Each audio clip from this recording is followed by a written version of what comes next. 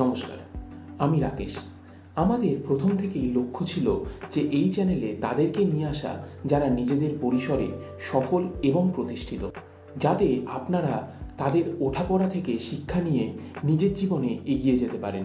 কিন্তু সেই সকল মানুষকে আনতে গেলে এই চ্যানেলকে আরও বড় হতে হবে এবং সেটা আপনাদের দ্বারাই সম্ভব।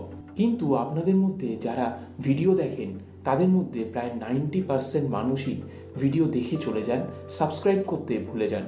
তাই আপনারা সাবস্ক্রাইব করুন। আপনারা যত সাবস্ক্রাইব, লাইক, কমেন্ট, শেয়ার এইগুলো করবেন, তত আমাদের চ্যানেলের রিচ বাড়বে এবং আমরা তত বড় গেস্ট আপনাদের জন্য নিয়ে আসতে পারবো এবং আপনাদের জীবনে নতুন নতুন ভ্যালু অ্যাড করতে পারবো, যাতে আপনারা নিজেদের জীবনে এগিয়ে যান। নমস্কার, লিখিত পডকাস্টে আপনাদের সকলকে স্বাগত।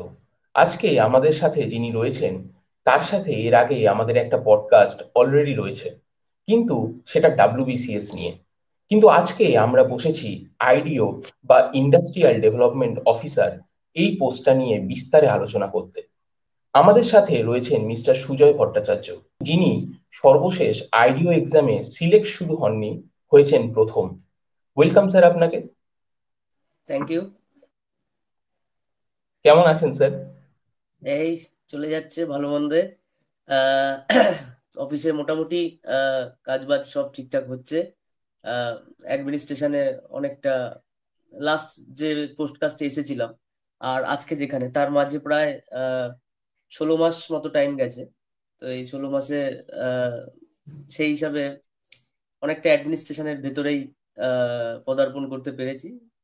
এই অসাধারণ। আহ, আচ্ছা, তো স্যার আইডিও এক্সামটা সম্বন্ধে যদি একটু বলেন, মানে যারা জানে না তাদের জন্য, যারা প্রথমেই নোটিফিকেশনটা দেখছে, কারণ দীর্ঘ প্রায় 5 বছর পর নোটিফিকেশন, হ্যাঁ, তো একটু বলেন। আচ্ছা, ইন্ডাস্ট্রিয়াল ডেভেলপমেন্ট অফিসার এটা একটা মিসলেনিয়াস গ্রেডের একটা পোস্ট, মানে যার স্যালারি স্কেল হচ্ছে লেভেল 10। এবং এই পরীক্ষাটি আমরা যেমনটা জানি যে ভ্যাকেন্সি ঠিকঠাক ইয়ার টু ইয়ার ডিক্লেয়ার হয় না, অথবা এটার এক্সামিনেশনটা প্রতি বছরে কন্ডাক্ট করা যায় না, মোটামুটি 5 বছর 7 বছর এরকম গ্যাপ রেখে হয়। তো 2019 সালের পর 2024 সালের ইন্ডিকেটিভ যে নোটিফিকেশনটা বেরিয়েছে, তাতে তো বহু সংখ্যক স্টুডেন্ট নতুন করে আশাবাদী হয়েছে। এটা খুব ভালো বিষয়। এক্সামটা বিশেষত্ব হচ্ছে অন্য ডাব্লিউবিপিএসসি বা মিসলেনিয়াস পরীক্ষা এইগুলোর মতো মাল্টিপল স্টেপ অতটাও বেশি নেই। অর্থাৎ একটাই মাত্র এমসিকিউ পরীক্ষা হবে, সেই এমসিকিউতে 100টা কোশ্চেন থাকে। সেই কোশ্চেনগুলো more or less WBCS prelims level. Okay, কিন্তু মিসলেনিয়াস পরীক্ষায় ওই মেন্সে যে একটা লেখার একটা বিরাট জায়গা থাকে, সেইটা এখানে মিসিং থাকে। অর্থাৎ প্রথম স্টেপে এমসিকিউ পরীক্ষা, তার পরের স্টেপে ইন্টারভিউ, অ্যান্ড দ্যাটস অল। তার বেসিসে মেরিট লিস্ট হয়ে র্যাঙ্কিংটা হয়। তো সেই হিসাবে এই পরীক্ষাটির ফলাফল বেরাতে অতটাও সময় নেয়নি। আমি আমার ক্ষেত্রে বলতে পারি 22শে ডিসেম্বর 2019 সালে আহ, পরীক্ষাটা অনুষ্ঠিত হয়েছিল। এবং যদিও সেটা 2019-এর পর কোভিড চলে আসে, তারপরও কোভিডের মধ্যেই মোটামুটি 2020 সালের অক্টোবর মাস নাগাদ ইন্টারভিউ হয়ে যায়। এবং 2021 সালের জানুয়ারি মাসের 13 তারিখ সেদিনকে ফলাফল প্রকাশিত হয়ে যায়। অর্থাৎ খুব কম টেনিওরের মধ্যে জিনিসটা ক্লিক করে যায়। মিসলেনিয়াস যেমন প্রায় 3 বছর লেগে যায়, এখানে সেই জিনিসটা হয় না। এটা হচ্ছে এটার একটা good advantage. Plus salary scale আমি বললাম যে মিসলেনিয়াসের লেভেল 10 অনুযায়ী, বা পুলিশের ক্ষেত্রে সাব ইন্সপেক্টরের স্যালারি স্কেল তার সাথে ইকুইভ্যালেন্ট, বা ডাব্লিউবিসিএস গ্রুপ ডি যে দুটো পোস্ট আছে, অর্থাৎ PDO and CI, panchayat development officer এবং কোঅপারেটিভ ইন্সপেক্টর, এদেরও লেভেল 10। তো এদের সব সমকক্ষ স্যালারি স্কেল এবং অন্যান্য সুযোগ সুবিধা যেগুলো আছে সেগুলো কম বেশি থাকে। এবং এই আচ্ছা। পরীক্ষাটি উত্তীর্ণ হওয়ার পর ইন্টারভিউটি যখন অনুষ্ঠিত হয়, আগের বছর পিএসসি চেয়ারম্যান নিজে ছিলেন বোর্ডে। 4 জন লোক ছিলেন, বোর্ড অফ ইন্টারভিউ মেম্বার ছিলেন। সেখানে পিএসসি চেয়ারম্যান নিজে ছিলেন। অর্থাৎ ডাব্লিউবিসিএস এর ইন্টারভিউতে যেমন গ্রুপের ইন্টারভিউতে যেমন অবশ্যই উপস্থিত থাকেন, এখানেও সিমিলার একটা কন্ডিশন থাকে। ঠিক আছে, তো ইন্টারভিউটা এখানে গুরুত্বটা অনেকটা বেশি পড়ে যায় এই কারণে, কারণ আর কোনো ধাপ থাকে না। তো হুম ইন্টারভিউটাতেই যতটুকু যা কেনা যায় মানুষকে সেই হিসাবে। প্রিলিমসের তো ধরুন যে এমসিকিউ ভালো করেছে বা যে খুব ভালো টপিক ওয়াইজ কমন পেয়ে গেছে সেও করতে পারে, কিন্তু ইন্টারভিউ এর জায়গাটা একটা খুব ভালো চুজিং কাজ করে। সেইটা আইডিওর ক্ষেত্রে আমার মনে হয় মিসলেনিয়াস বা অন্যান্য এক্সামের থেকে অনেকটা বেশি একটা ফ্রুটফুল রেজাল্ট দেওয়ার জায়গা। তো সেই কারণে খুব ভালো বিষয় যেমন এটা, তেমনি ইন্টারভিউটা নিয়ে আমাকে যখন উত্তীর্ণ হয়ে যাবো, অবশ্যই এখন খুব একটা ভেবে লাভ হবে না, তখন হুম। অনেকটাই আমাকে কাজে দেবে। আর আচ্ছা। এদের পোস্টিং নিয়ে যদি বলি, তাহলে পোস্টিং গুলো তো জেনারেলি বিডিও অফিস ওরিয়েন্টেড হয়, এবং ডিআইসি যেগুলো আছে অর্থাৎ ডিস্ট্রিক্ট ইন্ডাস্ট্রিয়াল সেন্টার, প্রত্যেক জেলার হেডকোয়ার্টার গুলোতেই আছে দেখবে, সেইগুলোতেও পোস্টিং হয়। এবং কিছু কিছু ক্ষেত্রে হেডকোয়ার্টারের হচ্ছে নিউ সেক্রেটারিয়েট বিল্ডিং, তার 9th ফ্লোর, সেই হুম হুম। হেডকোয়ার্টার কখনো কখনো পোস্টিং হয়। এইভাবে মোটামুটি পোস্টিংটা ডিস্ট্রিবিউশন থাকে। প্রমোশন স্কোপ অ্যাজ ইউজুয়াল যেমন হয় মিসলেনিয়াস গ্রেডগুলোর ক্ষেত্রে, এখানেও ঠিক তাই। লেভেল 10 থেকে নেক্সট প্রমোশন হচ্ছে লেভেল 16। লেভেল 16 হতে টাইম বেশ খানিকটা লেগে যায়, মানে প্রমোশনটা যে আহ, বাকি চাকরির ক্ষেত্রে যেমন মিসলেনিয়াসের সেগুলোর মতোই আহ, ঢিলে তালে চলে। মোট মোট কথা হচ্ছে এটা, মানে খুব যে প্রমিনেন্ট, কারণ 10 থেকে 16 নম্বর স্কেলে জাম্প করা একটা বড় একটা বিরাট বড় জাম্প হয়, যেটা সাধারণত একটা পিডিও বা সিআই এর ক্ষেত্রে হয় না। তাদেরকেও একবার লেভেল 14 হয়ে তারপর লেভেল 16-এ যেতে হয়, তো এই জিনিসগুলো থাকে। আর সেটা যদি নাও হয়ে থাকে, তখন ওই 8, 15, 24 এই 3টে বছরে কি হয়, এদের পরবর্তী পে স্কেলে যদি প্রমোশন না হয়, তখন সেক্ষেত্রে এদের পে স্কেলটা 1 লেভেল বেড়ে যায়, অর্থাৎ 10 থেকে পরবর্তী লেভেল 12 হয়ে যায়, এবং 12 থেকে পরবর্তী লেভেল 14 হয়ে গেল, 14 থেকে পরবর্তী লেভেল 16 হয়ে যায়। এভাবে গ্র্যাজুয়ালি 8, 15 এবং 24তম বছরে গিয়ে তিনখানা করে হাইক তো আমরা ডেফিনেটলি সবাই পাবোই। তো এইটাই হচ্ছে আহ, উম, এই চাকরিটার একটা বিশেষ দিক আর কি। আহ, যদি স্যার জব প্রোফাইলটা নিয়ে কিছু বলতে পারেন, কারণ যদিও সেটা অবশ্যই মানে ইয়েতে হয়তো জিজ্ঞেস করতে পারে, ইন্টারভিউ এর ক্ষেত্রে হয়তো জিজ্ঞেস করতে পারে, তার আগে হয়তো এই নিয়ে অত সন্দিহান হওয়ার কিছু নেই, কিন্তু তাও যদি আপনি কিছু একটা বলতে পারেন, মানে যদি আপনার কিছু ধারণা থাকে জব প্রোফাইলটা নিয়ে, আইডিও। আচ্ছা, আচ্ছা, ঠিক আছে, তাহলে কয়েক সেকেন্ড একটুখানি ওয়েট করা যাচ্ছে। হ্যাঁ, শিওর শিওর শিওর ঠিক শিওর। আছে।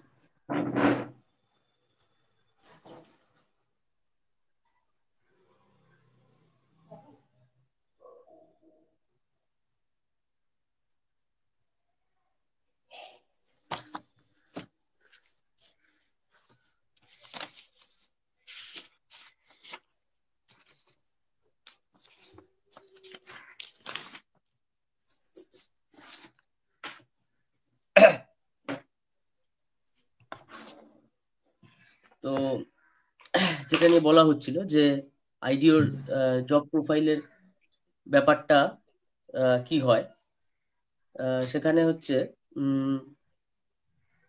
এমএসএমই জিনিসটা ইনকর্পোরেট করা আছে।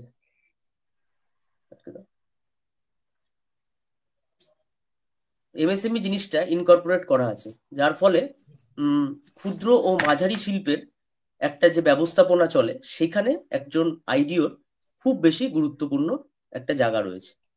এবং ব্লক ভিত্তিক যে শিল্প সম্ভাবনাগুলো রয়েছে, সেখানে সার্ভে কন্ডাক্ট করা, বা সেখানে যে সমস্ত স্বনিযুক্তি প্রকল্পগুলো চলে, তাতে আহ, ঋণ দান বা পরিকল্পনা যে প্ল্যানিং, সেগুলোতে হায়ার অথরিটিকে অ্যাসিস্ট করতে হয়। এই জিনিসগুলো একদম ডাইরেক্ট ওয়ার্কের মধ্যে পড়ে। এছাড়াও যে সমস্ত আহ, কাঁচামাল ভিত্তিক, অর্থাৎ আমরা যেটাকে বলি ওই প্রাইমারি সেক্টর ইকোনমির, সেই হুম। কাঁচামাল ভিত্তিক যে শিল্পগুলো আছে, তাদের র ক্ষেত্রে মেটেরিয়াল। হ্যাঁ, র প্রাইমারি মেটেরিয়াল। সেক্টরের, হ্যাঁ, র ম্যাটেরিয়াল ভিত্তিক যেগুলো, অর্থাৎ এগ্রিকালচারাল অ্যান্ড এগ্রিকালচার অ্যান্ড অন্যান্য যে অ্যালাইড যে ইন্ডাস্ট্রিগুলো আছে ছোটখাটো, সেগুলো থেকে ধরা যাক সামান্য সর্ষের বীজ থেকে পেষণ করে তেল তৈরি হচ্ছে, তাহলে এখানে একটা শিল্প সম্ভাবনার ব্যাপার। তাহলে র ম্যাটেরিয়াল হচ্ছে এখানে সর্ষের বীজটা, এবং সেখান থেকে সরাসরি আমি তেল তৈরি করতে পারছি, সেখান থেকে একটা শিল্প সম্ভাবনা জন্মানো, এই ধরনের যেগুলো আর কি ডাইরেক্টলি রিলেটেড। তার সাথে যে সাবসিডি জুড়ে থাকে, তার সাথে সিডবি অর্থাৎ small industrial development bank of India, সিডবির যে একটা সহায়তা করার ব্যাপার থাকে, সেই জিনিসগুলোকে রাখা, ডিআইসি মানে ডিস্ট্রিক্ট ইন্ডাস্ট্রিয়াল সেন্টার এবং ব্যাংকগুলোর মাঝে একটা সমঝোতাপূর্ণ সম্পর্ক, এমএসএমই দপ্তরের কার্যের সমন্বয়, এই সমস্ত জিনিসগুলো একজন আইডিওর জেনারেল কাজের মধ্যে পড়ে। তবে কটেজ ইন্ডাস্ট্রি এবং স্মল স্কেল ইন্ডাস্ট্রি এই দুটোর আহ, আহ, যেহেতু ওয়েস্ট বেঙ্গলের রুরাল রিজিয়নে খুব বেশি এর এফেক্টটা পড়ে, এই জন্য পোস্টিং গুলো মোস্টলি কিন্তু ব্লক এরিয়াতেই প্রথম দিকে হয়ে থাকে। হ্যাঁ, আচ্ছা এছাড়াও আচ্ছা। একটা খুব ইম্পর্টেন্ট যে বিষয়গুলো সেটা হচ্ছে EM1 এবং EM2, এই দুরকম সার্টিফিকেট ইস্যু করতে হয়, ঠিক আছে, যেটা কিনা একটা পলিউশন ক্লিয়ারেন্স সার্টিফিকেট হিসাবে ট্রিট হয়। এই জিনিসগুলো পাওয়ার ক্ষেত্রে একজন আইডিও যথেষ্ট ভূমিকা রয়েছে। এছাড়া বেকার যুবক যুবতীদের জন্য SVSK নামে একটা প্রজেক্ট আছে, স্বামী বিবেকানন্দ স্বরোজগার কর্মসংস্থান প্রকল্প। তো হুম। সেই প্রকল্পের সাথে অঙ্গাঙ্গিভাবে জুড়ে থাকে এবং আহ, প্রধানমন্ত্রী এমপ্লয়মেন্ট গ্যারান্টি প্রোগ্রাম, সেইটার সাথে এইটা হচ্ছে ইকুইভ্যালেন্ট একটা, ঠিক আছে, অর্থাৎ বেকার যুবক যুবতীদের জন্য যে কাজ করা। তবে যেহেতু প্রথমেই বললাম যে এটার পোস্টিংটা ব্লক ভিত্তিক, এই ব্লক ভিত্তিক পোস্টিং হওয়ার কারণে বিডিওর সমস্ত রকম যে এক্সটেনশন অফিসার রূপে কাজ করতে হয়, সেইগুলো কিন্তু একজন আইডিও কেও করতে হয়। সেটা ইলেকশনের সময় হতে পারে, ইলেকশন ছাড়াও অন্যান্য যে বিডিওর এক্সটেনশন অফিসার হিসাবে যে যারা কাজ করেন তাদের সাথেও কিন্তু অনেক সময় লিয়াজও রেখে কাজ করতে হয়। তো সেক্ষেত্রে আহ ভূমিকাটা যথেষ্ট বেশি এবং আহ শিল্প সমৃদ্ধ স্থান যেগুলো, মানে ধরুন আহ যেগুলো দুর্গাপুর। গ্রামের বা ইন্ডাস্ট্রিয়াল বেল্টের কাছাকাছি কিন্তু যেখানে সম্ভাবনা একটু বেশি থাকে, সেই জায়গাগুলোর পোস্টিং এর ক্ষেত্রে ওয়ার্কিং প্রেশার কিন্তু আহ, যথেষ্ট বাড়তেও পারে। হ্যাঁ, এটাকে চ্যালেঞ্জ হিসাবে নেওয়ার কিছু ব্যাপার নেই, এটা একটা এনজয় করার ব্যাপার। আহ, প্রচুর কিছু শেখা যায় চাকরিটা থেকে। আমি কথাগুলো বলছি এই কারণে, কারণ আজকালকার স্টুডেন্টরা, আমি সবই মানছি যে প্রচন্ড প্রতিযোগিতামূলক ভাবনা চিন্তা, প্রচন্ড সার্থকতা পেতে সরকারি চাকরির দিকে আসছে, ঠিক আছে, কিন্তু সবার লাস্টে যখন একটু সার্থকের কাছে পৌঁছে যায়, তখন কোশ্চেনটা করে, স্যার এখানে ওয়ার্কিং প্রেশার কিরকম? তার এই মেন্টালিটিটা অ্যাকচুয়ালি আমি এটা টোটালি মানে এগেনস্টেই বলা যায়। মানে হ্যাঁ, তোমাকে তো চাকরিতে একটা প্রেশার না নিলে তোমাকে দিয়ে অ্যাকচুয়ালি মানে পুড়িয়ে তো জিনিসটাকে খাতটাকে বের করে ভালো করতে হয়। তো সেটা আসবে কি করে? ফার্স্ট পোস্টিং যদি তোমাকে রিল্যাক্স দিয়ে দেয়, তুমি তো কাজই শিখতে পারবে না। তো সেই অর্থে এইটা কাজ শেখার এবং এই ব্লক লেভেলে কাজ করার যে একটা হিউজ অভিজ্ঞতা, সেটা তোমাকে দেবে এবং মোস্ট অফ দ্য ক্ষেত্রে খুব এনজয়েবলই লাগবে, এটুকু বলতে পারি। সেটা male female irrespective of everyone. আমার ব্যাচে যে সমস্ত ফিমেলরা আছে তারাও এটাকে এনজয় করে, আমি দেখেছি এখনো অব্দি।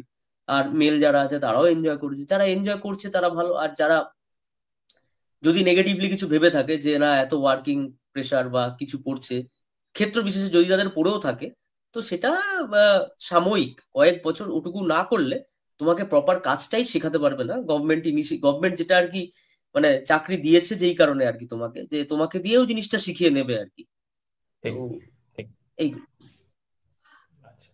আহ, আচ্ছা স্যার, মানে আমার একটা মানে আউট অফ কিউরিসিটি আমি জানতে চাইছি, মানে হ্যাঁ, এখন তাও আইডিও নিয়ে তাও ইউটিউবে কিছু ভিডিও তো রয়েছে, বাট আপনি যে হ্যাঁ, সময় প্রিপারেশন করেছিলেন সেই সময় তো আমি মানে বলতে পারি এর 1%ও ছিল না। তো ঠিক। সেরকম একটা, হ্যাঁ সেরকম একটা জায়গা থেকে এরকম একটা ওয়েল রিসার্চ কপি আপনি বার করলেন, মানে করলেন কি করে এটা, মানে কতটা রিসার্চ করেছেন এটার জন্য? এটা মানে সত্যি আহ একটা জানার ইচ্ছা থাকলো।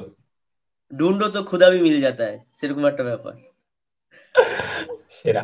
আমি কি করেছিলাম, আমি তো আগে এগ্রিকালচার দপ্তরে ছিলাম, কেপিএস হিসাবে আমি ফার্স্ট হয়েছিলাম। তো আমার পোস্টিং ছিল হেডকোয়ার্টারে, হুম হুম। যখন 2019 সালে করছি। এবার 2019 সালে ওই ডিসেম্বর মাসের সময়টা আমার চুচুড়া ধান গবেষণাগারে ট্রেনিংও চলছিল। আমি পরীক্ষাটা আচ্ছা প্রিপারেশন মানে ফর্ম ফিল আপ করার পরই ট্রেনিং এ চলে গেছি। আলাদা করে আচ্ছা। তো প্রিপারেশন হ্যাঁ, আলাদা করে ধরুন প্রিপারেশন সেরম করে যেমন যা নিলাম, নিয়ে লিখলাম। তারপর তো কোভিড চলে আসলো তার কিছু মাস পর, মানে প্রিলিমস পরীক্ষা হয়ে গেল, ঠিক আছে চলো একটা ভালো মার্কস বাড়িতে ক্যালকুলেট করলাম। এবার কোভিড চলে আসলো। কোভিডের সময় একটুখানি অফিসগুলোতে না, আমাদের হেডকোয়ার্টার যেগুলো কলকাতা ভিত্তিক অফিস ছিল, সেখানে হুম, প্রচুর পরিমাণে মানে লকডাউনটাকে ভীষণ ইয়ে করে মানা হতো, মানে 1 day or 2 day per week এরকম যেতে হতো প্রথম দিকগুলোতে। তো হুম, সেই সময় থেকে শুরু করে যারা যারা আমার সিনিয়র বা আমার সাথে কলিগ আছেন, তাদের সাথে আমি একটু মানে কন্ট্যাক্ট বাড়িয়ে, যেহেতু আমিও urban born and brought up, আইডিও সম্পর্কে সেরকম আইডিয়া নেই, বা ফ্যামিলি ট্রিতে কেউ নেইও যা যুক্ত ছিল, তো একদম। সেগুলো সম্পর্কে যতটা যার থেকে পারা যায়, সে আমার এগ্রিকালচারের কলিগ হোক, যারা আমার যাদেরকে যে ট্রেনিং করেছি তারা হোক, বা যে সমস্ত অফিসারদের সামনে আমি আর কি মানে ট্রেনিংটা পেয়েছি, এগ্রিকালচারের ট্রেনিং, কিন্তু তারা যেহেতু অনেক বছর ধরে এই পেশাটা এই ফিল্ডে ছিলেন, তাদের পরিচিত লোকজন বা সেখান থেকে ইনফরমেশন গুলো অনেকটা গ্যাদার করতে পেরেছি।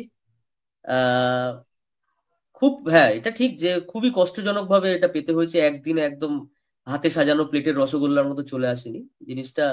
খুব মানে ছোট ছোট একদম। করে কনসাইজলি মনে রেখে একটা ইয়ে করতে হয়েছে, কারণ আমি জানতাম যে জব প্রোফাইল তো জিজ্ঞেস করবেই। একটা মানুষ হুম, হুম, যখন ইন্টারভিউ টেবিলে যায়, সামনের যে বোর্ড অফ মেম্বার তারা এক্সপেক্ট করে যে তার ওই চাকরিটার প্রতি প্রচন্ড আগ্রহ আছে। হুম, এবার সেটা তো আর আহ জাজ করার কি উপায়, সেটা জাজ করার উপায় আছে অ্যাটলিস্ট আমি জব প্রোফাইলটা সম্পর্কে খুব ভালো মতো জানি, বা ইমপ্লিমেন্টেশনটা সম্পর্কে আমি কিছুটা বলতে পারবো। তো হুম, সেই অর্থে আমি কি করেছিলাম, নিজস্ব একটা নোটস সেক্ষেত্রে তৈরি করেছিলাম, যাতে করে এগুলো বলতে পারি, বা রিলেটেড স্কিম, বা আমার কেমিস্ট্রি ব্যাকগ্রাউন্ড ছিল। তো আমাকে হুম, স্বভাবতই এটা কোশ্চেন করা যেতেই পারে যে কেমিস্ট্রি ব্যাকগ্রাউন্ডের ছেলে হয়ে আমাকে ইন্ডাস্ট্রি পাঠালে কি কিভাবে তুমি সমৃদ্ধ করতে পারো, বা কি কিভাবে তোমার আহ, জ্ঞান এবং অভিজ্ঞতার অ্যাপ্লাইড একটা জিনিস দেখাতে পারো। তো সেই জিনিসগুলোর ক্ষেত্রে আমি নিজস্ব একটা অ্যান্সার তৈরি করেছিলাম। এগুলো অনেক ওই লকডাউনের সময় অনেক ফাঁকা ছিল, তো সেই সময়টা বসে বসে বসে বসে সুন্দর করে জিনিসটাকে আমি প্রিপেয়ার করেছিলাম। ওই জন্য এত অসাধারণ। ইনফরমেশন একবারে চলে এসেছে। একদম একদম, মানে আমি শুনে তো মানে লিটারেলি আপনি প্লেটে সাজিয়ে দিয়েছেন সকলের জন্য। হ্যাঁ, হ্যাঁ, one second, one second, thank you. আর ব্যাপারটা হচ্ছে যে যতই লকডাউন থাক, যতই সময় থাক, যাই থাক, কিন্তু তাতেও আপনি অলরেডি একটা জবে আছেন, কিন্তু তাও এটাতে যেহেতু প্রিলিতে ভালো মার্কস উঠেছে, তারপরে ইন্টারভিউ এর জন্য এতটা কনসাইজ ভাবে প্রিপারেশন করা, that itself talks a lot about you. সেই জন্য আমার মনে হয় ফার্স্ট, তো যারা দেখছে তাদেরকে বলবো যে খেটেছে সেই জন্যই। আচ্ছা, বাই দ্য ওয়ে, আপনি যেই ইয়েটাতে ছিলেন এর আগে, তো তার থেকে মানে কৃষি সহায়ক যেটাই ছিলেন, তার থেকে এটা কি মানে একটু হাই লেভেলের স্কেল ছিল? হাই, হ্যাঁ স্কেল হাই এটা অনেকটা। আচ্ছা, আচ্ছা, এটা তো আহ, অফিসার, ওটা হচ্ছে এগ্রিকালচারাল টেকনিক্যাল অ্যাসিস্ট্যান্ট, আর এটা তো আচ্ছা। আইডিও অর্থাৎ অফিসার পোস্ট হয়ে গেল, তো পে স্কেলটা হুম, হুম। জেনারেলি হাই ছিল। এই আচ্ছা, মানে ওই রাজ্য সরকারের ক্ষেত্রে group B officer, I guess. রাজ্য সরকারের ক্ষেত্রে গ্রুপ বি অফিসার, মিসলিনিয়াস গ্রেডের 3900 গ্রেড পে যারা হয় তারা হচ্ছে এই আইডিও। আচ্ছা, এখানে কি স্পেশাল কোনো প্রেফারেন্স দেওয়া হয় ইঞ্জিনিয়ার বা একটু যারা ইন্ডাস্ট্রিয়াল সেক্টর থেকে আসে, নাকি যে কোনো বিএ গ্র্যাজুয়েট বা বিকম তারাও অ্যাপ্লাই করলে আগের মানে বছর সম? যে নোটিফিকেশন, হ্যাঁ হ্যাঁ, আগের বছর যে নোটিফিকেশনটা বেরিয়েছিল তাতে স্পেশাল প্রেফারেন্স দেওয়ার কোনো জায়গায় পিএসসি নিজেও বলেনি, প্লাস রেজাল্টেও বোধহয় সেটা রিফ্লেক্ট করেনি যে যারা ইন্ডাস্ট্রিয়াল বা বিটেক স্ট্রিম থেকে এসছে তাদেরই বোধহয় অগ্রাধিকার দিয়েছে, এমনটা বোধহয় রিফ্লেক্ট হয়নি কিছু। তো এরকম আগের বার ছিল না, এবার এবছর ইন্ডিকেটিভের পর যদি আলাদা করে বার করে, সেক্ষেত্রে সেটা আলাদা একটা চেঞ্জ আমরা তাহলে লক্ষ্য করতে পারবো। উম, আচ্ছা, আচ্ছা। হ্যাঁ, হুম, নেক্সট হচ্ছে যে আইডিওর এক্সাম প্যাটার্নটা তো অলরেডি আপনি বললেন যে দুটো ধাপেই এক্সামটা হয়। প্রথম হুম, হচ্ছে 100 মার্কসের একটা এমসিকিউ, আর নেক্সট হচ্ছে ইন্টারভিউ। ইন্টারভিউটা কত হ্যাঁ, মার্কসের হয়? ইন্টারভিউটা 100 মার্কসেরই হয়।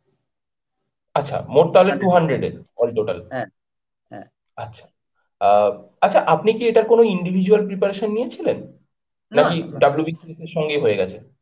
হ্যাঁ আমি ওই জন্যই প্রথমেই শুরুতে বললাম যে ডাব্লিউবিসিএস প্রিলিমস এর কোশ্চেন প্যাটার্ন যা, হ্যাঁ যে যে হুম, জিওগ্রাফি কোশ্চেন, যে যে হিস্ট্রি কোশ্চেন, যেমন যেমন ম্যাথ কোশ্চেন আছে এক্স্যাক্টলি সেরকম, তো সেটা আইডিও ভিত্তিক, তো আলাদা কোনো প্রিপারেশন বা পড়ানো through out the West Bengal কোথাও কিছু হয়ও না বা দরকারও পড়ে না, যেহেতু হ্যাঁ, এক্সামটা হ্যাঁ, ইটসেলফ ভেরি ইরেগুলার, তাই।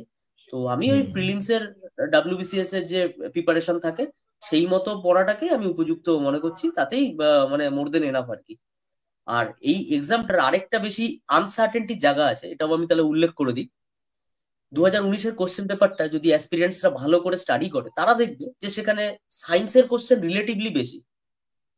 হুম হুম সায়েন্সের কোশ্চেন রিলেটিভলি বেশি, ইংলিশ গুলো একদম পাতি সিনোনিম অ্যান্টোনিম দেওয়া আছে, বা history, political science, geography relatively অনেক কম, এবং কারেন্ট অ্যাফেয়ার্স অলমোস্ট না কি বরাবর। এই জিনিসটা কিন্তু ভেরি মাচ আনপ্রেডিক্টেবল। যেমন আমরা বিসিএস প্রিলিমসে জানি যে 25টা হিস্ট্রি, 25টা আইএনএম, 25টা জিওগ্রাফি আসবেই, তো আমরা সেই হিসাবে কি জানি যে আমার জিওগ্রাফিটা স্ট্রং মানে আমি অন্তত 25 তুলে রাখলাম, আমার ইংলিশ স্ট্রং মানে আমি অন্তত 22 তুলে রাখলাম, এটা থাকে না। এইখানে কিন্তু কোশ্চেন পেপারটা very much unpredictable, very much unpredictable. কারণ কোনোবার ম্যাথ বেশি দেবে না জিআই বেশি দেবে আমি জানি না, আগের বছর সায়েন্স বেশি দিয়েছে, নট নেসেসারি এবছরও দেবে, দেওয়া উচিত যেহেতু ইন্ডাস্ট্রিয়াল পোস্ট যেহেতু, কিন্তু নট নেসেসারি যে দেবেই। তো এই অর্থে আমি বলবো প্রিলিমসের ওভারঅল প্রিপারেশন রাখাটাই সবচেয়ে বেশি চাতুর্যের কাজ হবে এই এক্সামটাকে গ্র্যাপ করার জন্য। আর ভ্যাকেন্সি তো মোটামুটি 100-র কাছাকাছি, আগের বছর 118 ছিল আমার সময়, তো এবছর আমি ধরে নিচ্ছি যে 100 প্লাস ধরে চলছি। তো সেই হিসাবে ধরলে খুব খারাপ ভ্যাকেন্সি না, একটা পোস্ট হিসাবে যদি 100টা ভ্যাকেন্সি থাকে খুব খারাপ না। তবে আমরা প্রিপারেশন যদি প্রিলিমস এর মতো করে রাখি, তো জেনারেল কাট অফটা আরামসে পার করা যাবে। অসাধারণ। আহ, আমি যখন আপনাকে জিজ্ঞেস করলাম যে তখন একদম প্রথমে যে হুম। আহ, এই এক্সামটা আপনি কি সিলেক্ট হয়েছিলেন, মানে আচ্ছা জিজ্ঞেস করলামও একটা কারণে, আপনার একটা কমেন্ট আমি দেখেছিলাম কোন একটা আচ্ছা। অ্যাসপিরেন্টের ইয়েতে, মানে ইন্টারভিউ বা কোথাও আপনি কমেন্ট করেছিলেন যে সেই অ্যাসপিরেন্টটা আপনার ঠিক আগে ইন্টারভিউ দিয়েছিলেন, মানে ওই হুম। পার্টিকুলার ডেতে আপনার আগে তার ইন্টারভিউ পড়েছিল। তো আমি দেখলাম যে আপনি মানে কমেন্টটা করেছেন, তো আমি সেই জন্য আপনাকে গিয়ে কন্ট্যাক্ট করলাম যে আপনি কি তাহলে মানে এই এক্সাম কি মানে ক্র্যাক করেছিলেন। আপনি বললেন যে হুম। আমি ফার্স্ট হয়েছিলাম। মানে আমার মানে লিটারেলি অন্যরকম লাগলো, মানে দারুণ। পুরো সিনেমার মতো, হ্যাঁ মানে জিজ্ঞেস করেছি কাউকে, সে বলছে আমি ফার্স্ট হয়েছিলাম। হ্যাঁ, অসাধারণ। এটা আমার 8 নম্বর চাকরি ছিল আইডিওটা, মাই গড। আচ্ছা 8 নম্বর। আচ্ছা। আর তার আগে এগ্রিকালচার যেটা ছিল ওটা তো 6 নম্বর চাকরি ছিল, আর আইডিওটা ছিল আমার 8 নম্বর। এর আগেও আমি আপনি কেপিএস এ হুম। 2016 যেটা হয়েছিল ওটা তো স্টেট টপার ছিলাম, আর আইডিওতেও আমি স্টেট টপার ছিলাম। এই দুটো মানে পরপর আর কি খুব ভালো আমার অ্যাচিভ হয়েছে আর কি। একদম একদম। আর আর সেন্ট্রাল তো দিতেন না নাকি, সেন্ট্রালও দিয়েছিলেন? সেন্ট্রাল দিতাম, হ্যাঁ। সেন্ট্রালে সিজিএল ভিত্তিক যে জবগুলো ছিল সেগুলোতে আমি আগের ইন্টারভিউতে তোমাকে বলেওছিলাম যে ওগুলোর পোস্টিং গুলো খুব এলোপাথারি বাইরের দিকে ছিল। আমি আগে এমটিএস ক্লিয়ার করা 2015 সালে, তারপর কাস্টমস এর ল্যাবরেটরি অ্যাসিস্ট্যান্স এর পরীক্ষায় কান্ডলা পোস্টিং পেয়েছিলাম, তারপর zoological survey of India Hyderabad posting পেয়েছিলাম, এবং সবার লাস্টে এসএসসি আইএমডি মানে ইন্ডিয়ান মেট্রোলজিক্যাল ডিপার্টমেন্টে সায়েন্টিফিক অ্যাসিস্ট্যান্ট 2016-17 সালের যে পরীক্ষাটি, সেখানেও দার্জিলিং পোস্টিং পেয়েছিলাম। এই 4টে সেন্ট্রাল গভর্নমেন্ট জব আমি গ্র্যাব করেছিলাম, কিন্তু ওই পোস্টিং গুলো এতটাই হার্শ আমার ক্ষেত্রে পড়েছে, এবং আলটিমেট টার্গেট আমার যেহেতু ছিল ওয়েস্ট বেঙ্গল সিভিল সার্ভিসটা, বাইরের স্টেটে গেলে কি হয় যে একটা ওয়ার্কিং প্রেশার প্লাস নিজের একটা ডে টু ডে মেনটেনেন্সে না অনেকটা টাইম বা মানসিকতার ক্ষয় হয়ে যায়। এটা একদম ফ্যাক্ট, একদম। আমার বন্ধুদেরকে আমি দেখে শিখেছি। তারা প্রত্যেকেই চাইতো যে ডাব্লিউবিসিএস হব, কিন্তু ওই একবার যে বাইরে চলে গেল সেন্ট্রালের জবটা পেয়ে, ওখানকার হুম আস্তে আস্তে মানসিকতাটাই চেঞ্জ হয়ে গেল, এবং তারা হয়তো কোনোদিন এখানে ফিরতেও পারবে কিনা জানে না।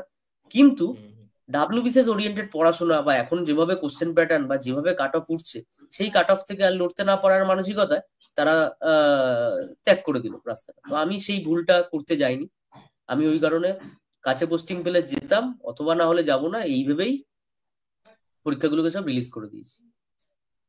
অসাধারণ। আচ্ছা। আহ, ঠিক। স্যার, নেক্সট হচ্ছে যে একটু প্রিলির দিকটায় আসি। তো হ্যাঁ। আপনার কি মনে হয় মানে প্রিলিটা ক্র্যাক করতে গেলে মানে কিরকম অ্যাপ্রোচ নেওয়া উচিত? একজন ধরুন, সে ধরুন ডাব্লিউবিসিএস হয়তো পড়ে না, অন্যান্য মানে ইয়ে এক্সামকে টার্গেট করে সে পড়াশোনা করে, তো সেরকম একটা অ্যাভারেজ স্টুডেন্ট হলে কি করলে মানে শিওর শট সে প্রিলিটা ক্র্যাক করতে পারবে ভালো মার্কস নিয়ে মোটামুটি? পিডি বলতে মানে কি ডাব্লিউবিসিএস এর না আইডিওর, কোনটা? না না, আইডিওর আইডিওর আইডিওর আইডিওর ক্ষেত্রে, তাই তো? আইডিওর। একদম। আহ,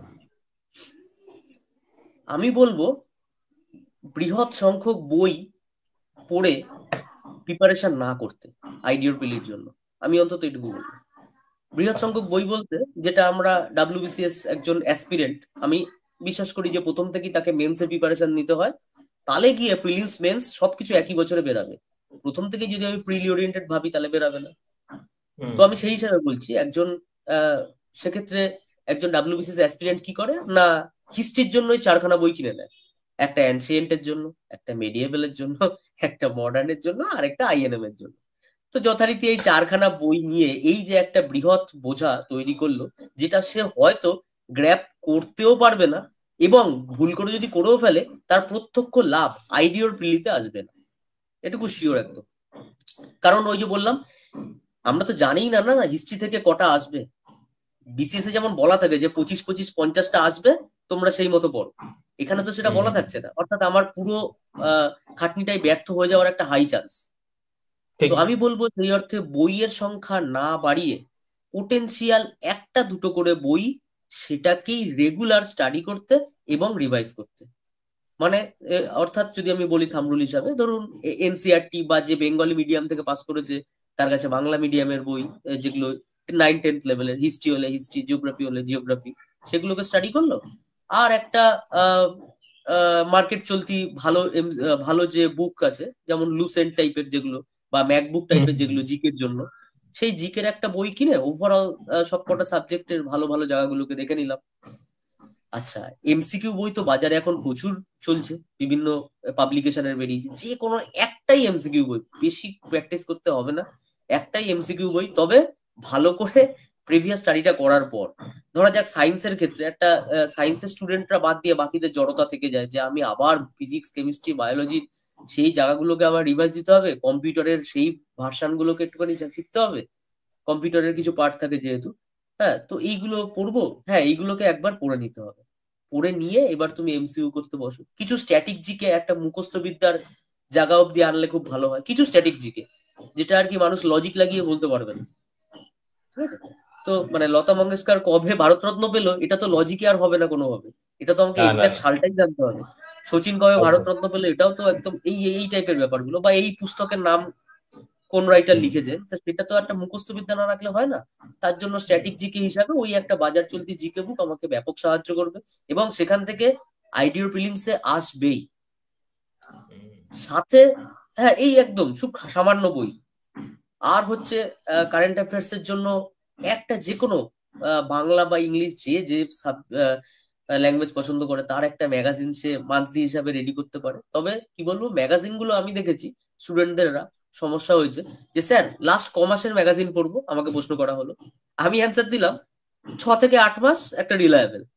এইবার বাই চান্স 6 থেকে 8 মাসের আগেও আসতে পারে, হ্যাঁ হঠাৎ করে পড়ে যেতেই পারে, 1 বছর আগের কোনো ঘটনাও হয়তো কমিশনের মনে হতে পারে অ্যাজ ইফ এটা একরকম একটা কারেন্ট ফেনোমেনা। তো সেই হিসাবে দিতে পারে। কিছু কারেন্ট অ্যাফেয়ার্স তো আবার স্ট্যাটিক জিকেতে কনভার্ট হয়ে যায়, তো একদম। সেইগুলোর একটা ব্যাপার একদম। থাকে। হ্যাঁ, তো এই আনপ্রেডিক্টেবল জিনিসগুলো থাকবেই। তার সাথে কি হুম। করা যেতে পারে, ওই 6 মাস বা 8 মাস যেটার কথা বলছি সেইটার কি করা যেতে পারে, যে বই থেকে যখন আমি কারেন্ট অ্যাফেয়ার্স গুলো করছি তখন দাগিয়ে একটু পড়লাম, এবং সেইগুলোকে একটা খাতায় নোট ডাউন করে নিলাম। বিকজ 6 থেকে 8 মাসের কারেন্ট অ্যাফেয়ার্স পরীক্ষার আগের রাত্রে রিভাইজ দিয়ে বা পরীক্ষার 3 দিন আগে রিভাইজ দিয়ে পড়তে গেলেও একটা পাজলনেস কাজ করে, যে কোন মাসের ম্যাগাজিনটা বোধহয় বাদ হয়ে গেল, কোনটার কোন পেজটা বাদ হয়ে গেল, এগুলো মনে হয়।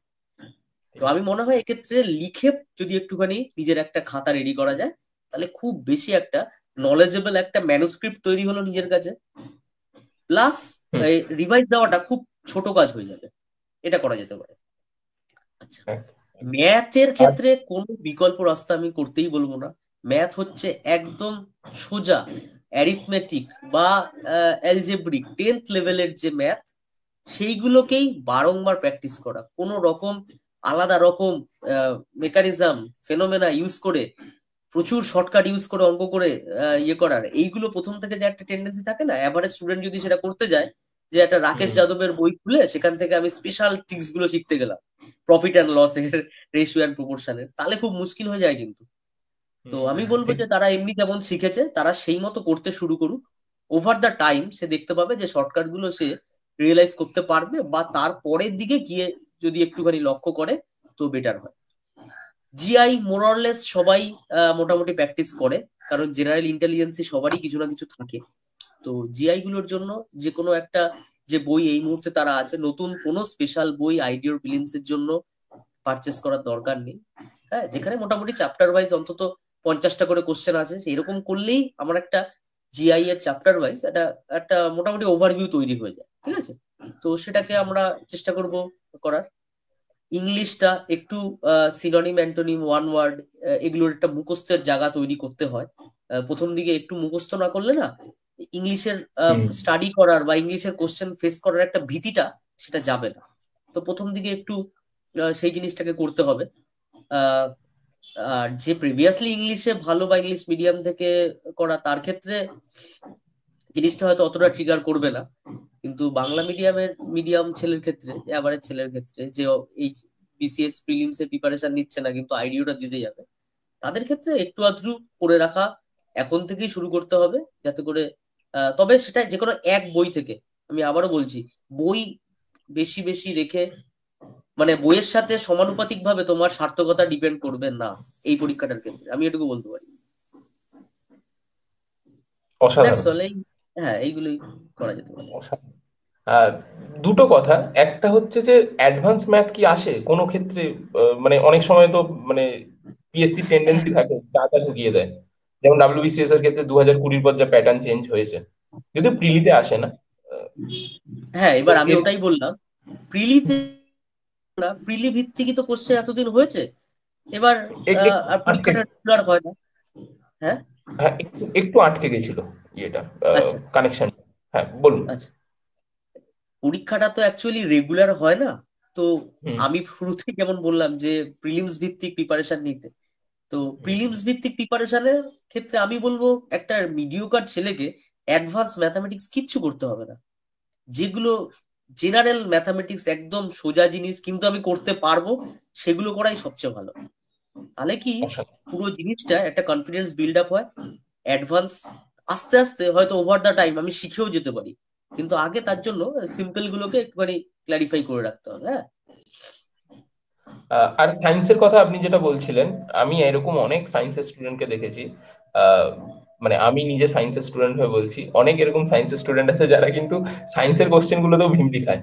মানে অনেক একদম। কোশ্চেন মনে হচ্ছে যে একদম ঠিকঠাক আমি করে দেবো, এই ফর্মুলাই হবে বা এইভাবেই আসছে, কিন্তু সেটা দেখছি মানে আলটিমেটলি হয়তো অ্যান্সারটা ভুল। তো এরকমও কিন্তু হয় সায়েন্সের ক্ষেত্রে। তো সেক্ষেত্রে ঘটে। 30-35টা কোশ্চেন, যেরকম কোশ্চেন মানে সেই স্ট্যান্ডার্ডটা কি যথেষ্ট হাই, মানে 11-12 লেভেলের কি আসে নাকি মোটামুটি নর্মাল খুবই 10th লেভেলের? না, আগের বছর যে পরীক্ষা হয়েছে সেই বেসিসে আমি বলছি, একদমই 11-12 লেভেলের কিচ্ছু আসেনি। ঠিক আছে, আচ্ছা। এবার ভুল করে যদি এবছর SN1 SN2 রিয়াকশন হঠাৎ করে একটা দিয়ে দেয়, কারণ 2017 সালের প্রিলিমস পরীক্ষাতে দিয়েছিল, এবার হয়তো কেউ ভাবলো যে আসলো কি করে, চলে আসলো, স্যার তো বলেছিল আসবে না। না, এরকম কোনো এবারে ব্যাপার নেই। ইলেকট্রোম্যাগনেটিজমের একটা দিয়েছিল না কনসেপ্ট, হ্যাঁ, ইলেকট্রোম্যাগনেটিক্সে একদম ইলেকট্রোম্যাগনেটিজম। 10th লেভেলে, আমাদের 10th লেভেলে না এনসিইআরটি বা ওই আইসিএসসি বোর্ডের বইগুলোতে বা বাংলা বোর্ডের বই তো না ছোটখাটো কনসেপ্ট থাকে, একদম লাস্ট হ্যাঁ চ্যাপ্টার হ্যাঁ গুলোতে ভৌত বিজ্ঞানের থাকে। তো সেই হ্যাঁ হ্যাঁ। ওইগুলো পড়লেই মানে মোর দেন সাফিসিয়েন্ট। কিন্তু কি পড়াটা অ্যাকচুয়ালি কি হবে, মানে সায়েন্সের সাবজেক্ট গুলো আমরা যখন 10th লেভেলে পড়েছিলাম, তারা থিওরিটিক্যাল বেসটা রেখেছি, প্র্যাকটিক্যাল বেস কিছুই রাখিনি। True true true. হ্যাঁ, হান্ড্রেড এর পার্সেন্ট ফলে কি হয়েছে, আমাদের ওই জিনিসটা মাথায় যে গেঁথে থেকে ওটার যে অ্যাপ্লিকেশনে আমি কোশ্চেন করতে পারবো, এটা একটা সমস্যা সায়েন্স ব্যাকগ্রাউন্ডের স্টুডেন্টেরও রয়ে গেছে। সেই কারণেই তার রিফ্লেকশন দেখা যায়। এই যে পেপার 4 এর পরীক্ষাটা হয়, ডাব্লিউবিসিএস মেন্স এর পেপার 4, সায়েন্সের স্টুডেন্টরা ধরাশায়ী, যে স্যার কিছুই তো সায়েন্সের স্টুডেন্ট আমি করতে পারলাম না। আর্টসের স্টুডেন্ট যদি যা পায় তার থেকে আমি মাত্র 20 বেশি পেলাম, তো কি লাভ হলো? 20 নম্বর বেশি পাওয়ার জন্য আমি পেপার 4 পরীক্ষার প্রিপারেশন নিচ্ছি এতদিন ধরে। তো হ্যাঁ, এই জায়গাটাই হচ্ছে সায়েন্সের কোশ্চেন সেটা যদি চায় যে আমাকে টাচ করতে দেবে না বা আমাকে দিয়ে ভুল করাবে, তাহলে সেই কোশ্চেন একদম করতেই হবে। এটা একটা একদম। ব্যাপার চলে, তবে চিন্তা নেই, কারণ তুমি যদি এই হার্ডেলটা ফেস করো, মনে রাখবে মোস্ট অফ দ্য স্টুডেন্টই ফেস করেছে। এটা একটা ব্যাপার। হুম, এমনটা একদম। জেনারেলি হয় না যে একদম কে সবাই পেরে গেল আমি পারলাম না, অথচ একটা হায়ার লেভেল কোশ্চেন, এটা হয় না। হায়ার লেভেলে সবাই একটু ঠেকবে, কেউ একটু ভালো পড়ায়, মানে প্রাইভেট টিউশনটাকে হয়তো স্ট্রং রেখে অনেক বছর পড়িয়েছে, তার হয়তো অত প্রিপারেশন নিতে হলো না। হ্যাঁ, ঠিক। আবার কেউ হয়তো, হ্যাঁ, এটা হয় অনেক সময় প্রাইভেট টিউশন করেছে যে না, যারা তাদের ক্ষেত্রে আমি দেখেছি যে ওই স্টুডেন্টদের পড়াতে পড়াতেই তাদের মধ্যে একটা নিজস্ব রেডি হয়ে থাকে, তো তারা আর কিছু রিভাইজ না করলে ওই কোশ্চেনের অ্যান্সার দিয়ে আসতে পারে। তো এটা সবার ক্ষেত্রে হবে না, কাউর কাউর ক্ষেত্রে হবে। তো ম্যাক্সিমাম জায়গায় কঠিন লাগলে আমি বলবো, যদি ভীষণ ভাবে নেগেটিভ খাওয়ার ভয় থাকে তাহলে অ্যান্সার করারই দরকার নেই, ব্ল্যাঙ্ক রেখে দেওয়া সবচেয়ে ভালো।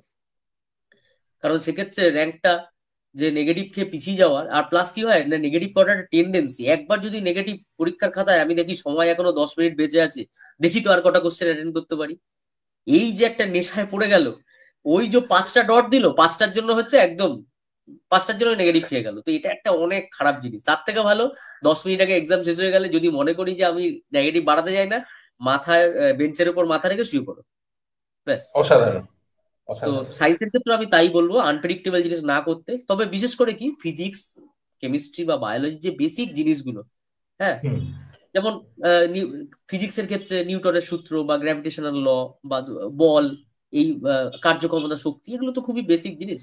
এগুলো না হুম পারলে বা এগুলোতে ভুল হলে তার মানে আমার হুম প্রিপারেশনটাই গন্ডগোল হয়েছে। কেমিস্ট্রির একদম একদম। ক্ষেত্রেও তাই। হ্যাঁ, কেমিস্ট্রির ক্ষেত্রেও তাই, যে বন্ধনের প্রকৃতি বা অন্যান্য যৌগগুলোর রাসায়নিক নাম কি। বায়োলজির একদম। ক্ষেত্রেও তাই, ভিটামিন, মিনারেলস, উৎসেচক, হরমোন, সংবহন তন্ত্র, এইগুলোকে মিনিমাম একটু যদি না করতে পারি তার মানে আমার প্রিপারেশনটা ঠিক করে হয় না। আমি ওই জন্যই বললাম যে একটা বই থেকেই ধরে প্রিপারেশন শুরু করলে এই জায়গাটা থেকে উঠে আসা যাবে। কম্পিউটার লেভেলের কিছু হয়তো ফুল ফর্ম, যেগুলো জিপিএস, জিআইএস, এগুলো জানতে দেয় তো আমাদের, বা এআই এর যুগ, এগুলো তো জানতে দিতেই পারে। তো সেইগুলো একটুখানি একদম। আমি অ্যাব্রিভিয়েশন গুলো মুখস্থ করে নিলাম যে কোনটার কি হয়। কম্পিউটারের মিনিমাম যে টার্ম গুলো, ফিশিং বা জাঙ্ক ইমেল, এইগুলোর যে টার্ম, যেগুলো আমরা আজকালকে দিনে খুব শুনে থাকি বা পেপারে ওঠে, পেপারে তো এগুলো হুম। নিয়ে লেখালেখি হয়, তো সেইগুলো একটুখানি জেনে যাওয়াটা একটু বিচক্ষণতার পরিচয়, এটুকু জেনে যাওয়া উচিত একটা অফিসার লেভেলের পরীক্ষা দেওয়ার জন্য, আমি মনে করি। আর খুব বেশি আনপ্রেডিক্টেবল কোশ্চেন হলে আবারও বলছি, নেগেটিভ না করাই সবচেয়ে বুদ্ধিমানের কাজ হবে। আচ্ছা। আহ, আচ্ছা, আপনি যখন এক্সাম দিয়েছিলেন তখন কাট অফ কত গেছিল, আর আপনার সেভেন্টি কেমন এইট স্কোর জেনারেল হয়েছিল? কাট অফ ছিল, জেনারেল কাট অফ 78 ছিল আউট অফ 100। আচ্ছা, আর আপনার কত হয়েছিল রিলিজ স্কোর? এটা আমাদের প্রিলিজ করতো তখন দিত না, আমরা কি করতাম ওই অ্যান্সার কি দেখে দেখে কালেক্ট করতাম। দু হ্যাঁ। হাজার উনিশ সালে ওরকম দিত না যে কার কত স্কোর হলো। তো আচ্ছা আমার আচ্ছা। স্কোর 90 আশেপাশেই ছিল আমার যতদূর মনে পড়ছে। 9-এর ঘর 91 92 থেকে শুরু করে 88, এই 88 থেকে 91 এরকম টাইপের কিছু একটা মার্কস ছিল। আচ্ছা আচ্ছা। আচ্ছা, ওকে ওকে। ঠিক আছে। নেক্সট হচ্ছে, যদি একটু ইন্টারভিউ এর অভিজ্ঞতাটা বলেন আমাদেরকে। আইডিওর তো, আইডিয়া। আচ্ছা, আইডিয়া। ওয়ার্ড টু ওয়ার্ড বলতে পারবো না কারণ অলরেডি সেটা 4 বছর হয়ে গেছে। হ্যাঁ, কিন্তু ওকে। আমি তবু মোটামুটি মনে বলতে আছে। পারি। আমার ইন্টারভিউ ছিল সেকেন্ড হাফের সেকেন্ড লাস্ট, 7জন করে ব্যক্তি ছিল প্রত্যেক হাফে, যেমন বিসিএস এ হয় ওখানেও তাই, 7জন করে। তো আমার ছিল সেকেন্ড লাস্ট, মানে আমার পরে আরেকজন আছে, তাহলেই ওই দিনকের মতো শেষ। তো তখন প্রায় আচ্ছা ঘড়িতে বাজে পুজোর সময়, মানে কালী পুজোর আগে আগে ছিল, সন্ধ্যা একটু আগেই নামে। আমার ঘড়িতে তখন 4:45 বা 4:40 মতো বাজে। আমি তো ওই ইন্টারভিউ রুমের সামনে চেয়ারে, যেমন সিট 3জন করে বসার জায়গা থাকে, ওখানে বসে অপেক্ষা করছি। তারপর ওখানে ঢুকতে হলো। ঢোকা মাত্র আহ, আমি প্রথমে একটুখানি চিন্তিত হলাম এটা দেখে যে তখন পিএসসির যে চেয়ারম্যান ছিল, দেবাশিস বসু মহাশয়, তো তিনি ওখানে উপস্থিত ছিলেন। আমি তখন একটুখানি জিনিসটাকে আহ, ভাবলাম যে না, চেয়ারম্যান আছেন তো জিনিসটা আমাকে ওই মুহূর্তে একটু সাডেন ঠিক করে নিলাম যে আরেকটু ঠিক মতো অ্যান্সারটা দিতে হবে। তার আগে এমনি মক ইন্টারভিউ কিছু আমি দিইনি, যে সে অর্থে আমার কোনো অভিজ্ঞতা ছিল বলতে, প্রিভিয়াস আমি ডাব্লিউবিসিএস এর যে ইন্টারভিউ গুলো কল পেয়েছিলাম 2016 এবং 17 সালে, সেখানেই যা অভিজ্ঞতা, আর বিশেষত অভিজ্ঞতা আমি কোনো মক ইন্টারভিউ দিইনি। তো ঢোকার পর যারা ছিলেন তারা অ্যাজ ইউজুয়াল নিজের ইন্ট্রোডাকশন দিয়েছিলাম, তারপর কোন সাবজেক্ট নিয়ে পড়ি, কোন কলেজ থেকে পড়ি, এসব বলার সাথে সাথে এইবার কারেন্ট স্ট্যাটাসটা তো জিজ্ঞেস করে যে ফ্রেশার নাকি কাজ করি। তখন বলেছিলাম যে এগ্রিকালচার ডিপার্টমেন্টে আমি লাস্ট কেপিএস দিয়ে ফার্স্ট হয়েছিলাম, এবং সে টিল ডেট আমি তখন 7খানা এক্সাম আমার ক্লিয়ার করা ছিল। এইটা শুনে তারা অনেকটা, মানে কি বলবো, অনেকটা তারা সন্তুষ্ট বা একটা হাসি, হালকা স্মিত হাস্যে আমার দিকে সে অর্থে একটু স্নেহ বর্ষণ করেছিল বলে মনে হয়। কারণ পরবর্তী কোশ্চেন গুলো আমাকে ম্যাক্সিমামই করেছে যে মানে সেন্ট্রালে যায়নি কেন, ওখানে তো ডি এর পার্সেন্টটা অনেক বেশি, এই ধরনের কোশ্চেন গুলো আর কি। চারটে সেন্ট্রালের চাকরি কেন ছাড়লাম, কম বয়সে হুম। পেয়ে গেছি জেনারেল কাজ কেন চাচ্ছি। তো সেই অর্থে ঠিক। এগুলোর একটা লেজিটিমেট অ্যান্সার যেগুলো আমার ঠিক মনে হয়েছে আমি সেই হিসাবে দিয়েছি, যে আমার সিভিল সার্ভিসটাই তো মেন ছিল। আর তো সেই অর্থে আমার আর আমার ম্যারিড লাইফ হচ্ছে, ওয়াইফ যেহেতু সার্ভিস করে তো তাকে তো নিয়ে, স্টেট গভর্নমেন্টে সার্ভিস করে তো সেন্ট্রালে থাকলে তো তাকে নিয়ে আমি তো যেতে পারবো না। তার ফলে কি হুম। মানে যেটা হয় যে অন্য স্টেটে গিয়ে আমি এই এই ঘটনাটা যা সত্যি তাই বলেছিলাম, যে আমার মনে হয় যে আমার ফ্যামিলি থাকলে আমার সেটা অনেক কম্প্যাটেবল বেশি, এবং সেটা তো আমি হুম। প্রত্যেক জবেই হারাতে হারাতে যেতাম। তো আর প্লাস আমার সিভিল সার্ভিসের প্রিপারেশনটাও হ্যাম্পার হতো, এই ধরনের কথাগুলো আই থিঙ্ক বলেছিলাম। এগ্রিকালচার নিয়ে বেশি কিছু কোশ্চেন আমাকে করেনি, তবে দপ্তর সম্পর্কে নেতা মন্ত্রী যেগুলো যারা তখন ছিলেন সেই অর্থে আমার অফিস যেসব বিল্ডিং এ ছিল তাদের মধ্যে কাউর কাউর যেসব বিল্ডিং এ আসার অভিজ্ঞতা ছিল, তো এমনি হালকা হাসির ছলে ওই বললাম যে 4:45টার সময় ইন্টারভিউ যেমন হয় ঠিক সেরকম হচ্ছে এটা। প্রথম দিকে 11টার সময় ইন্টারভিউতে যেমন থাকে আমার মনে হয় তার থেকে অনেকটা ঢিলে হয়ে গেছিল। ওনাদের দিক থেকেও হতে পারে, আমার ইটসেলফ চোখে মুখে হয়তো একটা সারাদিন ধরে ওখানে ওয়েট করে বসেছিলাম তো হয়তো একটা পরিশ্রমের ছবি মুখে পড়ে বা একটা টেনশনের ছবি মুখে থাকে। তো সেই জিনিসটা দেখে বেশ হালকা ছলে আমার সাথে হয়েছে, আমি বলবো না যে আমাকে কোনোভাবে রুড কোশ্চেন বা বিপদে ফেলার কোশ্চেন যেগুলোতে আমি আনকমফোর্টেবল ফিল করি বা কথা বলতেই না পারি এমন কিছু আমাকে মোটামুটি ধরা হয়নি বলেই মনে হয়েছিল। আর কারেন্ট অ্যাফেয়ার্স কিছু ধরেছিল তৎকালীন সময় দাঁড়িয়ে, আমার সাবজেক্ট থেকে খুব খুব মানে বেসিক কিছু প্রশ্ন করেছিল কেমিস্ট্রি সাবজেক্ট হিসাবে। আর ডাব্লিউবিসিএস ক বছর দিচ্ছি, অপশনাল কি পেপার নিয়েছি, এইগুলো তখন যদিও পরীক্ষার অঙ্গ না কিন্তু ওদের জিজ্ঞেস করেছিল যে এটা স্বাভাবিক যে আইডিওতে ইন্টারভিউ অব্দি এসছে সে নিশ্চয়ই ডাব্লিউবিসিএস দেওয়ারও প্রিপারেশন নিচ্ছে, এই ভেবেই আর কি ওরা কোশ্চেনটা কিছুটা সেইভাবে করেছে। মোটামুটি 13 মিনিট মতো ছিলাম, টাইমটা আমার মনে আছে কারণ আমি ঘড়ি ঢুকেই ঢুকেছি ঘড়ি ঢুকেই বেরিয়েছি। 13 মিনিট মতো ইন্টারভিউ দিয়েছিলাম, এবং তারপরে আমার পরে একজন ছিল সেদিনকের মতো, তারপরে ইন্টারভিউ শেষ হয়েছে। তারপরে রেজাল্ট আপনি ফার্স্ট। হ্যাঁ। অসাধারণ, অসাধারণ। ব্যাস, that's it. Thank you sir এতটা সময় দেওয়ার জন্য। এবং সম্পূর্ণ মানে আমার মনে হয় যে ইউটিউবে খুব কম ভিডিও আছে যেখানে কোনো মানে লিটারেলি টপার, মানে টপার বলতে আমরা যেটাকে বুঝি, আমরা তো প্রথমকেই টপার বুঝি, কিন্তু এই মানে পরীক্ষা এই কম্পিটিটিভ এক্সামে এলে বোঝা যায় যে টপার একজন হয় না, টপার যতজন সিলেক্ট হয় সবাই টপার। তো সেরকম একটা জায়গা থেকে যে অ্যাকচুয়াল টপার সে এসে সবটা এতটা বললো, তার জন্য অনেক ধন্যবাদ। আমার মনে হয় এটা যতজন দেখবে আইডিয়া সম্পর্কে সম্পূর্ণ আইডিয়া ক্লিয়ার হয়ে যাবে। তো ওয়ান সেকেন্ড অনেক ধন্যবাদ। এবং মানে যারা দর্শক আছে তাদেরকেও বলবো যে স্যারের নিজস্ব একটা চ্যানেল আছে, আহ, সেখানেও স্যার বিভিন্ন ধরনের স্ট্র্যাটেজি এইসব দেয়, এবং আমি কয়েকটা ভিডিও দেখছিলাম, অসাধারণ। মানে খুব ডিটেলে, ইন ডিটেল ইনফরমেটিভ ভিডিও গুলো হয়। তো তারা সেটা চেক আউট করতে পারে। সুজয় ভট্টাচার্য WBRS লিখলেই পেয়ে যাবে, আই গেস। হ্যাঁ, আর ডাব্লিউবি কম্পিটিটিভ গাইডেন্স চ্যানেলটার নাম, আচ্ছা। সেখানেও পেয়ে যেতে পারে। রিসেন্ট হচ্ছে ডাব্লিউবিসিএস গ্রুপ এ তে 2022 সালে যারা ইন্টারভিউর জন্য সিলেক্ট হয়েছে, আমার প্রচুর পরিচিত ছাত্র সম এবং কলিগ তারা সিলেক্ট হয়েছে। তারা প্রত্যেকেই ওই ফেজ 1 এর ইন্টারভিউ শিডিউলটা বেরানোর পর আমাকে রিকোয়েস্ট করেছিল যে গাইড করতে, তো আমি রিসেন্টলি সেই হিসাবে একটা গাইডেন্স দিয়েছি। যারা ইন্টারভিউ নিয়ে খুব ভাবনা চিন্তা করছে, কারণ 22 সালের পরীক্ষা 25 সাল পড়তে চললো, একটা মাইন্ডে একটা টেনশন বা একটা বিরক্তিও কাজ করে না যে কিভাবে হচ্ছে জিনিসটা, তো সেইখানেও একটা প্রিপারেশনকে যাতে একটা স্টিমুলেট দেওয়া যায় সেই জন্য একটা ভিডিও করা হয়েছে।